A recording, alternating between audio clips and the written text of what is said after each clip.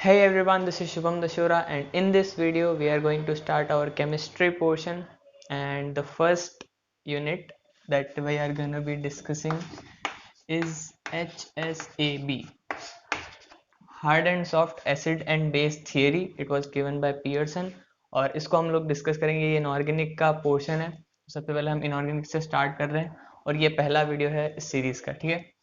तो HSAB को हम लोग इस वीडियो में पढ़ेंगे। अब ये वीडियो जो है एसिड और बेसिस के बारे में, ये थियरी जो है वो बात करती है। तो हम सबसे पहले समझने की कोशिश करते हैं कि एसिड और बेसिस होते क्या है। देखो, जब सबसे पहले एसिड और बेसिस के बारे में चर्चा हुई थी तब लोगों को ये क्लियर नहीं हो रहा था कि हम किस जो है सब्सटेंस को एसिड बोलेंगे और किसको बेस बोलेंगे। तो सबसे पहले क्या हुआ, अर्हीनियस नाम के एक साइंटिस्ट आए। उन्होंने बोला कि मैं बताता हूँ किसको एसिड बोलना है किसको बेस बोलना है। उन्होंने ये बोला कि जो भी सब्सटेंस वाटर में जाने के बाद H प्लस की कॉन्सेंट्रेशन को इंक्रीज करेगा वो होगा एसिड, वो होगा एसिड। और जो सब्सटेंस वाटर में जाने के बाद OH माइनस की कॉन्सेंट्रेशन को इंक्रीज करेगा वो होगा बेस। और हम सब लोग खुश हो गए, हमने बोला वाह यार, इसने तो एसिड और बेस को अच्छे से एक्सप्लेन कर दिया। और हम सब लोग वापस अपने घर पे जाके सो गए अच्छे से, ठीक है। फिर कुछ दिनों बाद हमने अरेनियस जी को बुलाया वापस, बोला इधर आओ इधर आओ अरेनियस जी, मुझे ये बताओ कि अमोनिया का जो मॉलिक्यूल है वो क्या होगा, वो एसिड होगा या बेस होगा।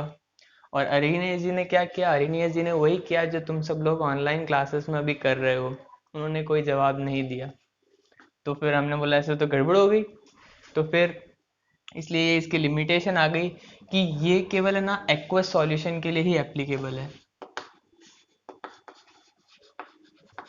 लिमिटेशन क्या है इसकी, कि केवल एक्वस सॉल्यूशन के लिए एप्लीकेबल है ये। अगर कोई भी वाटर के अलावा अगर कोई भी सॉल्वेंट हम लोग इस्तेमाल करेंगे तो उसके अंदर ये थियरी एप्लीकेबल नहीं है। पर फिर भी ये काफ़ी अच्छी थियरी है कि एक्सप्लेन करती है कि जहाँ पर भी H प्लस की कंसनट्रेशन बढ़ जाती है किसी भी सब्सटेंस को ऐड करने से, तो हम लोग उसको एसिड कंसिडर कर सकते हैं। और जहाँ पर OH माइनस की कंसनट्रेशन बढ़ती है किसी भी सब्सटेंस को ऐड करने से, तो उसको हम बेस बोल सकते हैं, ठीक है। अब ये तो थियोरी फेल हो गई इस NH3 को समझाने में। तो दूसरे साइंटिस्ट आए Bronsted Lowry, Bronsted and Lowry. उन्होंने बोला मैं बताता हूँ एसिड किसको बोलते हैं बेस किसको बोलते हैं। एसिड वो है जो H प्लस को डोनेट कर सकता है, donates H plus more easily. मतलब कोई भी ऐसा सब्सटेंस जो कि H प्लस को किसी भी सब्सटेंस को डोनेट कर सकता है वो है एसिड।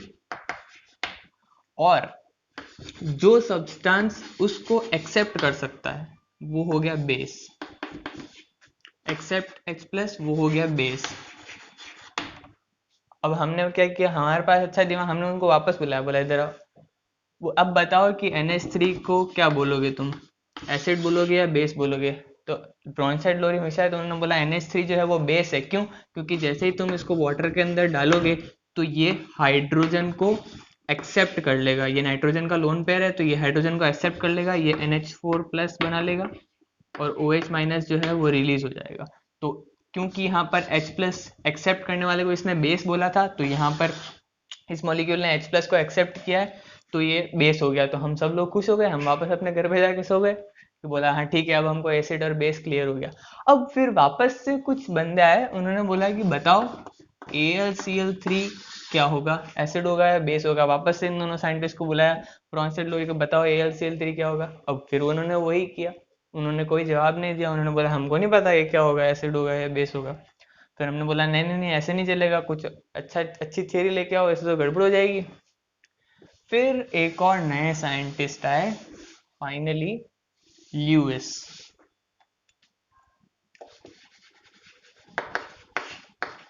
ल्यूइस ने बिल्कुल क्लियरली एक्सप्लेन किया कि एसिड हम किसको बोलेंगे और बेस हम किसको बोलेंगे।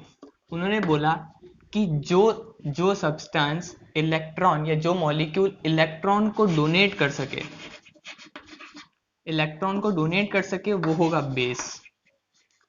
और जो सब्सटेंस इलेक्ट्रॉन को एक्सेप्ट कर सके, ठीक है, वो होगा एसिड। हमने बोला अच्छा, अब जरा दोनों का एक्सप्लेनेशन दो कि एल्यूमिनियम ट्राइक्लोराइड और अमोनिया ये क्या होंगे, ये एसिड होंगे या बेस होंगे। तो लुईस ने बोला अभी बता देते हैं। एल्यूमिनियम क्योंकि ये क्लोरीन 3 क्लोरीन इससे अटैच्ड है, ये इंडक्टिव इफेक्ट के कारण इसके ऊपर पॉजिटिव चार्ज क्रिएट कर रहे हैं। इसका मतलब कि ये इलेक्ट्रॉन को चाहता है, ये इलेक्ट्रॉन को एक्सेप्ट करना चाहता है, इसका मतलब ये एसिड होगा। बिल्कुल सही बात है, हमने माना ठीक है भाई एसिडिक कैरेक्टर शो कर रहा है।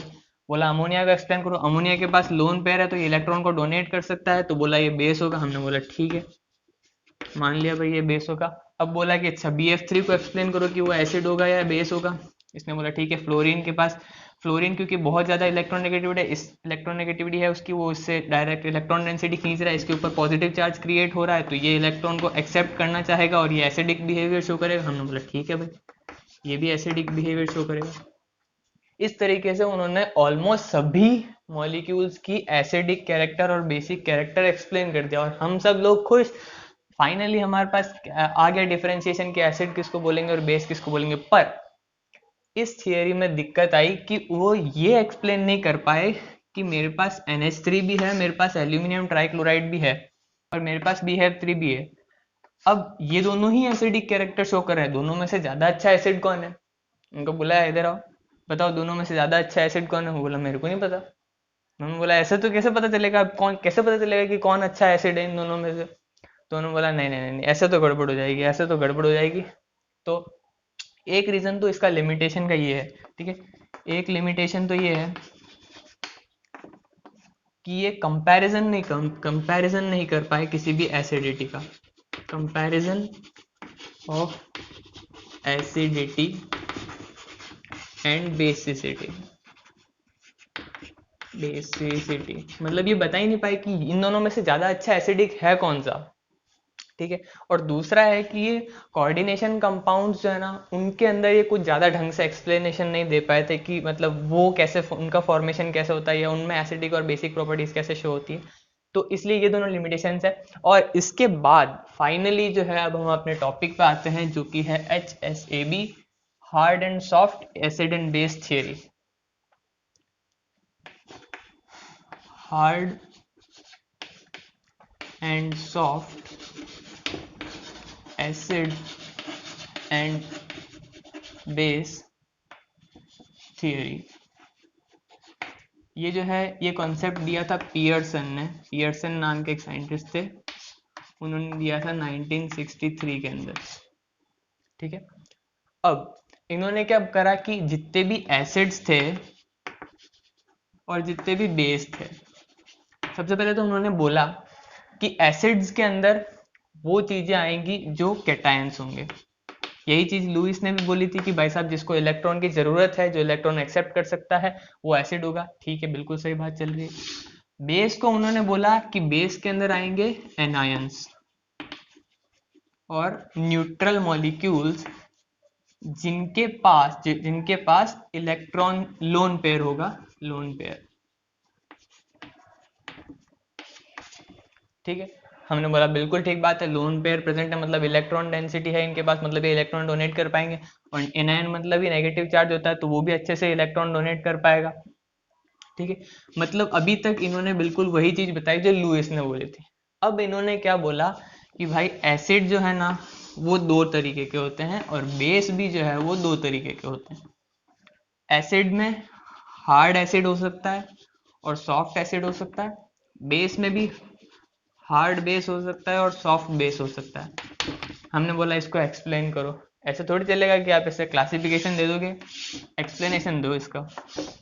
उन्होंने बोला बस रुको अभी एक्सप्लेनेशन देते हैं। उन्होंने बोला कि अगर कोई भी सब्सटेंस एसिड है और वो अगर हार्ड एसिड है ना, तो मतलब सबसे पहले तो एसिड की जो कैरेक्टरिस्टिक्स है वो देख लेते हैं। जो भी एसिड होगा वो होगा सबसे पहले तो पॉजिटिवली चार्ज, ये हमने देख लिया यहाँ पे। अब हार्ड एसिड जो है ना उसकी होगी स्मॉल साइज, ठीक है। और सॉफ्ट एसिड जो है ना उसकी होगी लार्ज साइज। हार्ड एसिड जो है उसके ऊपर जो चार्ज है वो ज्यादा होगा, सॉफ्ट एसिड के ऊपर जो चार्ज है वो कम होगा। हार्ड एसिड कौन से मॉलिक्यूल्स होते हैं लुईस एसिड्स। सॉफ्ट एसिड्स कौन से मॉलिक्यूल्स होते हैं? Lewis acids. मतलब इसने लुईस के कॉन्सेप्ट को यूज करके उसी को आगे बढ़ाया है, उसने उसमें कुछ और चीजें ऐड करी है। ठीक है, तो हार्ड एसिड और सॉफ्ट एसिड। अब उसने हमने बोला कि हार्ड बेस के बारे में बता। उन्होंने बोला कि हार्ड बेस वो होंगे जो सबसे पहले तो नेगेटिवली चार्ज है और जिनकी साइज जो है ना वो छोटी है, वो हार्ड बेस होंगे। जिनकी साइज बड़ी है वो सॉफ्ट बेस होंगे। वो कि वही बात कि साइज छोटी है तो हार्ड होगा। साइज से डायरेक्टली पता चल जाता है कि कोई भी सब्सटेंस हार्ड है या सॉफ्ट है। और अगर वो पॉजिटिवली चार्ज है तो इसका मतलब वो हार्ड एसिड हो गया, और अगर वो नेगेटिवली चार्ज है तो इसका मतलब वो हार्ड बेस हो गया। ठीक है, उसके बाद क्या पॉइंट आता है कि अच्छा, चार्ज जितना ज़्यादा उसके ऊपर चार्ज है वो उतना ज़्यादा हार्ड होगा, और जितना कम उसके ऊपर चार्ज है वो उतना ज़्यादा सॉफ्ट होगा। अब ये जो होते हैं ये होते हैं ल्यूइस बेसिस, और ये भी होते हैं ल्यूइस बेसिस। ठीक है, अब उन्होंने बोला कि ठीक है अब इनके एग्जाम्पल्स बताओ। तो वो एक पूरी टेबल है जिसमें उन्होंने अच्छे से क्लासिफाई किया है कि हार्ड एसिड कौन सा होगा, हार्ड बेस कौन सा होगा, सॉफ्ट एसिड कौन सा होगा, सॉफ्ट बेस कौन सा होगा। तो उसको मैं यहाँ पर एक बार ड्रॉ करता हूँ।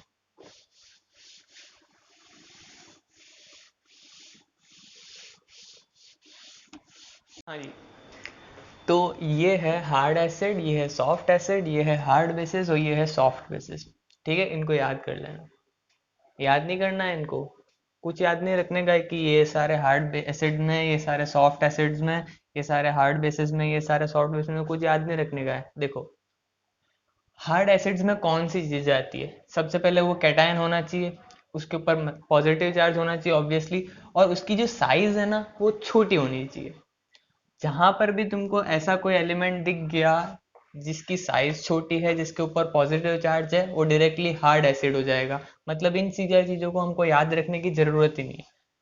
हमको केवल कंपैरिजन करना है हार्ड एसिड का सॉफ्ट एसिड के साथ और हार्ड एसिड का, हार्ड बेस का सॉफ्ट बेस के साथ। ठीक है, सॉफ्ट एसिड में कौन सी चीजें आएगी? जिनकी जो साइज है वो बड़ी हुई है और इनके ऊपर चार्ज जो है वो कंपैरेटिवली कम है। इसके ऊपर सबसे पहले हम लोग कोई भी अगर कंपैरिजन करने के लिए कोई भी एलिमेंट दिया ना, तो सबसे पहले हम उसकी देखेंगे साइज। अगर उसकी साइज को हमको पीरियोडिक टेबल से, पीरियोडिक टेबल अगर हमको आती है ना, हमको आती है पीरियोडिक टेबल, तो ये कुछ भी नहीं है, ये बिल्कुल सिंपल सा कॉन्सेप्ट है। पीरियोडिक टेबल से साइज का एकदम क्लियर डिमार्केशन हम लोग कर सकते हैं और फिर ये बिल्कुल आसानी हो जाता है। ठीक है, अगर इनके साइज नहीं पता चली, कुछ कुछ ऐसे एलिमेंट्स होते हैं जो स्किप हो जाते हैं, तो फिर हम लोग उसका चार्ज देखेंगे। एंड ट्रस्ट मी, इसके अलावा, इसके मतलब इस इन दोनों फैक्टर्स के अलावा तीसरा फैक्टर अप्लाई करने की जरूरत नहीं पड़ेगी। मोस्ट ऑफ द केसेस में साइज से अपने आप पता चल जाता है कि वो हार्ड है या सॉफ्ट है। अगर इन केस पता नहीं लगता तो चार्ज से तो कंफर्म हो ही जाता है, पर पहले हमेशा साइज देखनी। अगर इन केस साइज का आइडिया नहीं लग रहा है फिर हम चार्ज पे जाएंगे। ठीक है, अच्छा, अब मुझे बताओ कि कॉपर प्लस और एच प्लस में से ज्यादा हार्ड कौन सा होगा? सिंपल सी बात है, साइज छोटी है, एच प्लस ज्यादा हार्ड होगा। Pt+4 और CO+3 दोनों में से ज़्यादा हार्ड कौन सा होगा? अब हमको ठेठ सोचना पड़ेगा। अच्छा अच्छा अच्छा, प्लेटिनम। प्लेटिनम की साइज तो वैसा पीरियोडिक टेबल में पता नहीं किधर आती थी, और कोबाल्ट तो बेचारा फर्स्ट सेकंड थर्ड में फेक। कोबाल्ट जो है वो डी डी जो है, डी सीरीज उसका फर्स्ट जो सीरीज है उसके अंदर ही आ जाता था। तो कोबाल्ट की साइज बहुत छोटी है इसलिए वो आ जाएगा हार्ड के अंदर। तो ऐसे हम किन्हीं भी दो एलिमेंट्स को तुम चाहे कंपैरिजन करोगे ना, तो हमेशा जिसकी साइज छोटी है और जिसके ऊपर चार्ज बढ़ा हुआ है वो अपने आप ही हार्ड एसिड्स में हो जाएगा। और अभी हम एग्जांपल्स देखेंगे तो उससे एकदम क्लियर हो जाएगा। ठीक है, अब यहाँ पर मैंने लिखा हुआ है oxygen, chlorine, bromine, iodine, nitrogen.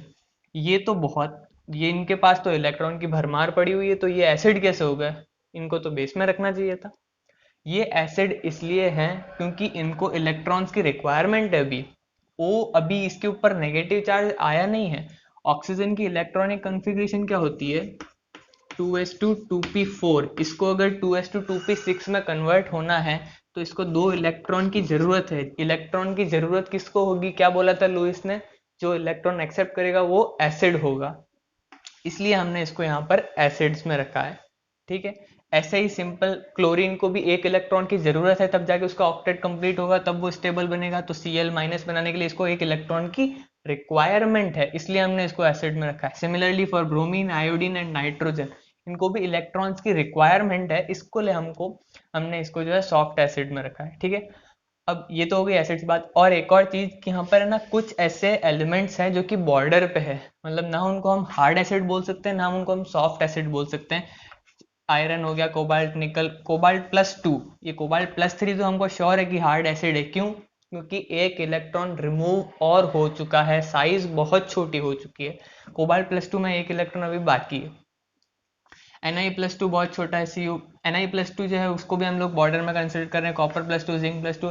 तो ये कुछ बॉर्डर एसिड्स है, पर इनके मेनली क्वेश्चंस नहीं आते हैं, क्वेश्चंस जो है वो इनके ही आते हैं, तो हम लोग उनको ही देखेंगे। पर एक होना चाहिए ध्यान में कि अच्छा बॉर्डर लाइन एसिड नाम की भी कोई चीज़ होती है, ठीक है। अब हार्ड बेसिस और सॉफ्ट बेसिस की बात करते हैं। हार्ड बेसिस सिंपल सी बात वही है कि जो इलेक्ट्रॉन जितना ज़्यादा अच्छे से डोनेट कर पाएगा वो उतना ज़्यादा हार्ड होगा। अब मेरे को बताओ, ये नाइट्रोजन के पास 3 हाइड्रोजन से, ये आराम से उनसे खींच रहा है, लोन पेयर पहले ही प्रेजेंट है, अच्छे से डोनेट कर पाएगा। OH- हाइड्रोजन से बेचारा आराम से खींच रहा है ऑक्सीजन, इसके ऊपर नेगेटिव चार्ज डेवलप हो रहा है और ये आराम से डोनेट कर पाएगा। O-2 सेम, OR-, आर मतलब एल्काइल ग्रुप, इसको आराम से डोनेट करेगा, नेगेटिव चार्ज पहले ही है, अच्छे से जो है ये आगे फर्दर डोनेट कर पाएगा। Same for CO3 2-, NO3-, PO4 3-, fluorine, chlorine, ये सारी की साइज भी छोटी है और इसके ऊपर पहले से नेगेटिव चार्ज है, तो अच्छे से डोनेट कर पाएंगे, ठीक है। हार्ड बेसिस की भी सेम कैटेगरी मतलब क्लासिफिकेशन है कि साइज छोटी होनी चाहिए ताकि चार्ज कॉन्सेंट्रेटेड रहे और नेगेटिव चार्ज डेवलप होना चाहिए, या फिर लोन पेयर प्रेजेंट होना चाहिए जिसको डोनेट किया जा सके, तो वो हार्ड बेस हो जाएगा। सॉफ्ट बेसिस जो जो नेगेटिव चार्ज तो रखते हैं पर उतना अच्छे से डोनेट नहीं कर पाते, इसलिए उनको सॉफ्ट बेसिस में रखा हुआ है, ठीक है। अब मैं कंपैरिजन करूं कि अच्छा मुझे बताओ कि कौन सा हार्ड है कौन सा सॉफ्ट है। H- और OH- दोनों में से अच्छा कौन डोनेट कर पाएगा? ऑब्वियस सी बात है OH- डोनेट कर पाएगा, ये तो और खींच रहा है उससे। अब मुझे बताओ RO- और R- में से कौन अच्छा डोनेट कर पाएगा? ऑक्सीजन वापस से खींच रहा है। CN- और RO- में चलो कंपैरिजन ही कर लेते हैं। CN- और एल्कोक्साइड आयन, इन दोनों में से कौन अच्छा डोनेट कर पाएगा? ये जो नेगेटिव चार्ज है, CN की स्ट्रक्चर क्या होती है? C triple bond N, nitrogen के ऊपर लोन पेयर, इसके 5 इलेक्ट्रॉन्स कंप्लीट हो गए, 1 2 3, और इसके ऊपर जो है यहाँ पर नेगेटिव चार्ज प्रेजेंट है, ठीक है। ये ऐसे होती है CN- की स्ट्रक्चर। RO- में क्या है? यहाँ पे R है, इससे ऑक्सीजन से अटैच है और नेगेटिव, ये इससे काफी अच्छे से खींच रहा है, जबकि ये इससे काफी अच्छे से खींच रहा है, और यही इसको डोनेटिंग एटम भी है। यहाँ पर ऑक्सीजन अच्छे से डोनेट कर पाएगा, जबकि यहाँ पर डोनेटिंग एटम कौन सा है? कार्बन। नाइट्रोजन इससे इतना खींच रहा है कि ये जो नेगेटिव चार्ज है ये तो इसको फील ही नहीं होएगा इतना, इसलिए ये डोनेट करेगा पर उतना अच्छे से डोनेट नहीं करेगा जितना अच्छे से यहाँ पर ये ऑक्सीजन डोनेट कर रहा है। इस तरीके से हम जो है कंपैरिजन कर सकते हैं हार्ड बेसिस और सॉफ्ट बेसिस का भी। सिमिलरली अगर आयोडीन की मैं बात करूं और फ्लोरीन की बात करूं, दोनों के ऊपर जो चार्ज है वो सेम है, एक ही नेगेटिव चार्ज है -1, पर क्योंकि फ्लोरीन की साइज बहुत छोटी है और आयोडीन की साइज बहुत बड़ी है, इसलिए फ्लोरीन जो है वो अच्छे से डोनेट कर पाएगा और जो है वो हार्ड बेस हो जाएगा, और आयोडीन जो है वो सॉफ्ट बेस हो जाएगा। अब यहाँ पर एक छोटी सी दिक्कत आती है। अगर मैं तुमको बोलूं कि हार्ड बेस में कौन ज्यादा हार्ड होगा, ये तुम कैसे पता लगाओगे? तो यहाँ पर ये जो थियरी है ये भी फेल हो जाती है। अगर मैं बोलता कि बताओ भाई OH- और F- दोनों में से ज़्यादा हार्ड कौन सा है, तो ये थियरी एक्सप्लेन नहीं कर पाएगी इस चीज़ को। ये थियरी केवल इतना बता सकती है कि ये हार्ड है और ये सॉफ्ट है। ये हार्ड और ये सॉफ्ट केवल इनके इंटरेक्शन के लिए बोला गया है, इनकी एसिडिक प्रॉपर्टी या बेसिक प्रॉपर्टी के लिए यहाँ पर हम लोग हार्ड और सॉफ्ट का इस्तेमाल नहीं कर सकते। OH- और F- दोनों ही बहुत हार्ड जो है वो बेसिस है, पर OH- की जो बेसिसिटी जब हम कैलकुलेट करते हैं तो वो बहुत ही ज़्यादा है फ्लोरीन से। इसका मतलब ये नहीं कि फ्लोरीन हार्ड नहीं है, फ्लोरीन भी हार्ड है और OH- भी हार्ड है, पर बेसिक प्रॉपर्टी जो है वो किसकी ज़्यादा है? OH- की है। इसलिए जो हार्ड बेस और सॉफ्ट बेस है ना, उसको ऐसे मत लिंक कर लेना कि अच्छा कि ये हार्ड बेस है और ये भी हार्ड बेस है, मतलब दोनों ही अच्छे से बेसिक हो जाएंगे, नहीं। हार्ड और सॉफ्ट का कंपैरिजन करके चलना कि अच्छा ये वाले हार्ड है ये वाले सॉफ्ट है, बट इनकी बेसिक प्रॉपर्टी या फिर एसिडिक प्रॉपर्टी को कभी कंपेयर मत करने के चलना, वरना सारे क्वेश्चन जो है वो गलत होने लग जाएंगे। ठीक है, तो ये इंपॉर्टेंट बात है, इसको ध्यान में रखना हमेशा। ठीक है, तो ये होती है हार्ड और सॉफ्ट बेस। अब हम लोग ये जो एक प्रिंसिपल है HSAB प्रिंसिपल, उसको हम लोग पढ़ते हैं और उसकी एप्लीकेशंस देखते हैं। ये भी पियर्सन ने दिया है।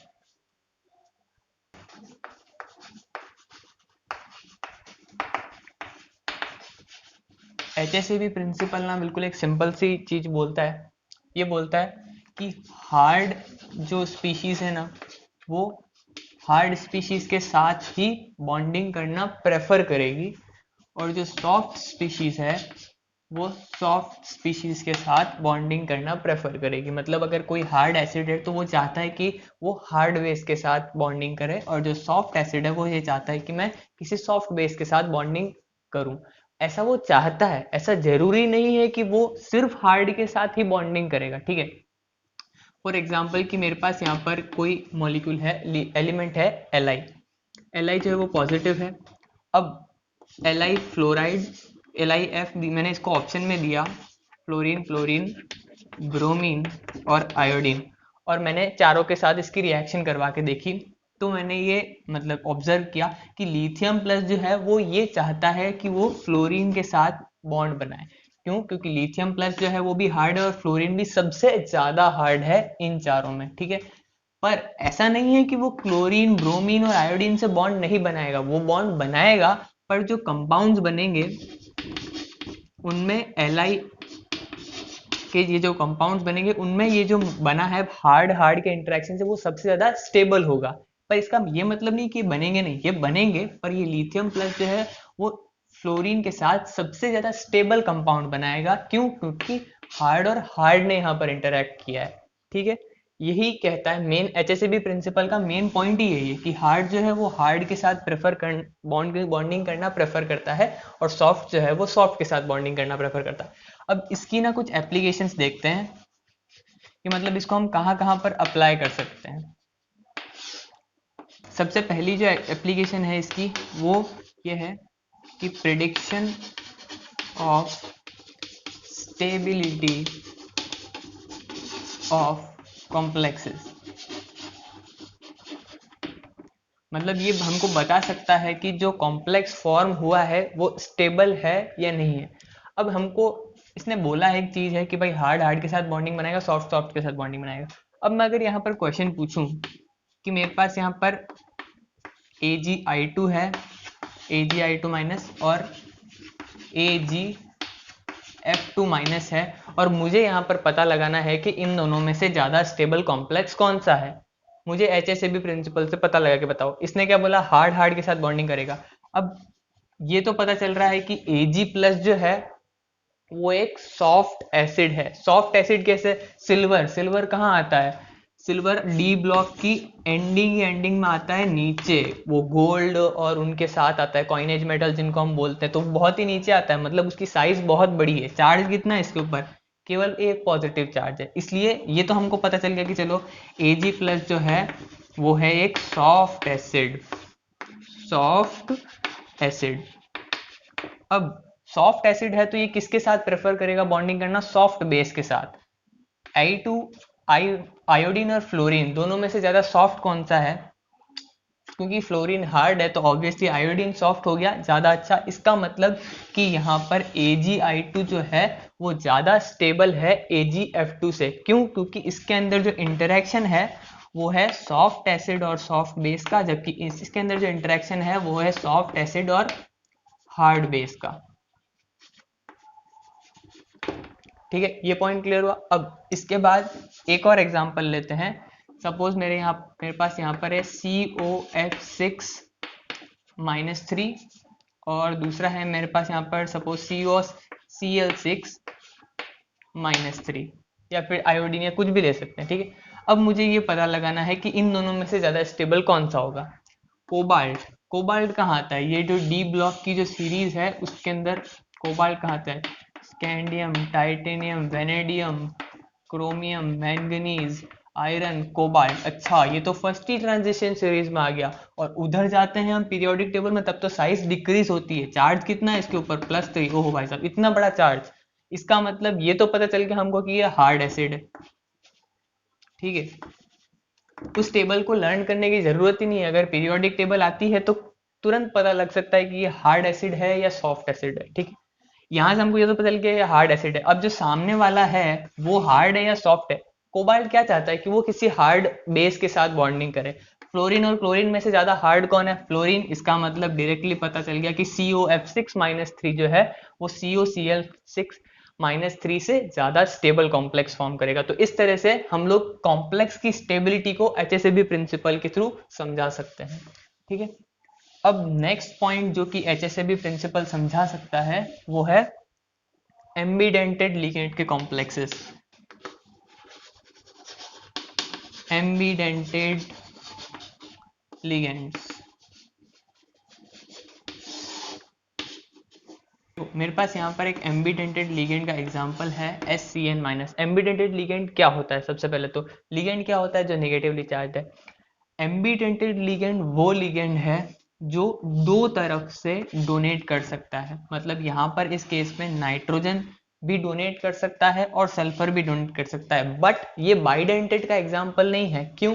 क्योंकि ये एक ही तरफ से डोनेट करेगा, या तो नाइट्रोजन से करेगा या सल्फर से करेगा, दोनों के साथ एक साथ नहीं करेगा। अगर दोनों से बाइंड करता तो वो बाइडेंटेड होता। पर हालांकि ये बाइंड कर सकता है दोनों तरफ से, पर ये करता है एक से ही है, इसलिए यहाँ पर इसका ये है एम्बीडेंटेड लिगेंड का एग्जाम्पल। ठीक है, अब मैंने यहाँ पर एक एम्बीडेंटेड लिगेंड लिया SCN- और इसको बोला कि भाई मैं तेरे को दो ऑप्शन दे रहा हूँ। मेरे पास यहाँ पर है कोबाल्ट+2 और मेरे पास यहाँ पर है पैलेडियम+2। अब मैंने इसको क्या करा, इसकी दोनों के साथ रिएक्शन करवाई। तो मैंने यहाँ पर ऑब्जर्व किया कि जब इसने कोबाल्ट+2 से बाइंड किया तब इसने जो कॉम्प्लेक्स बनाया ना वो था NCS और माइनस से यहाँ पे प्लस। और जब इसने पैलेडियम+2 के साथ बनाया तो जो कॉम्प्लेक्स था वो था SCN और ये प्लस।